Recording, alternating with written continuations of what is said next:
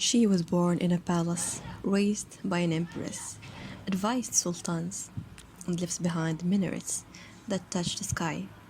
This is the story of Mihrimah Sultan, the daughter of Suleiman the Magnificent and Hürrem Sultan, a woman who defied the shadows of the harem to shine with her own lights. Mihrimah Sultan was born in 1922 at the peak of the Ottoman Empire's power. Her name means sun and moon, and she was the only daughter of the Sultan Suleiman I, Sultan Suleiman the Magnificent, and his legendary consort, Hürrem Sultan. But she was more than a princess. From a young age, Mihrimah was surrounded by the finest scholars, artists, and political minds of the empire. She learned multiple languages, mastered poetry, and was trained in diplomacy, skills rare for women of her time, even in royalty. And yet, this wasn't just any royal girl. She was the daughter of the most powerful woman in Ottoman history, and she would inherit her mother's political instincts. At the age of 17, Mihrimah was married to Rustem Pasha, the Grand Vizier, the highest administrative officer in the empire.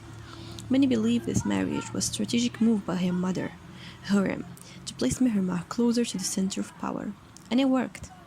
Mihrimah was not just the wife of the Grand Vizier, but she became a political advisor and a diplomatic envoy, a patroness of power.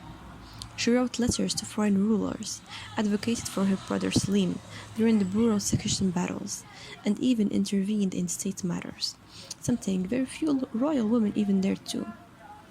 Some sources suggest she may have co-financed military campaigns, including one of the failed sieges of Malta. But perhaps Mihrimah's greatest legacy isn't found in politics, it's found in stone architecture. She became a great patron of architecture, commissioning schools, fountains, caravanserais, and most famously, two magnificent mosques in her name. The first is Mihrimah Sultan Mosque in Üsküdar, overlooking the Bosphorus. The second, Mihrimah Mosque in Edirne Kapı, was built by Mimar Sinan, the empire's greatest architect, and possibly a man who loved her in silence. A popular legend says Sinan built both mosques on opposite hills of Istanbul, one facing east, the other west, so that on her birthday, the sun would set behind one mosque and the moon would rise behind the other. A love letter in stone.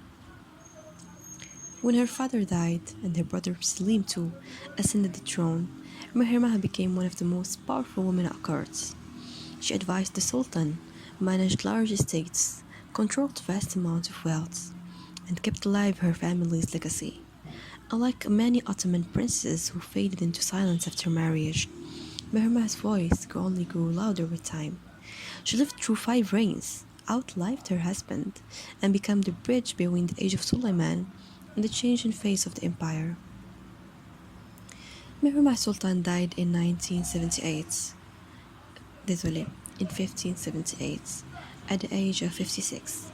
She was buried beside her father in the Suleimani Mosque, the imperial resting place of the greatest figures of her time.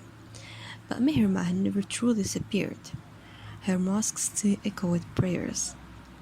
Her name still glows in the Ottoman archives, and her story still inspires women who seek to combine power with beauty, intellect with spirituality. She was a princess, a builder, a politician, and perhaps a secret love.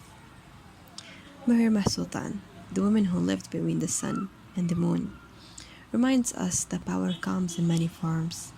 Sometimes the most lasting legacies are the ones carved in both stone and memory. If you enjoyed this story, don't forget to like, subscribe, and share. More tales of powerful women in history coming soon. Thank you so much.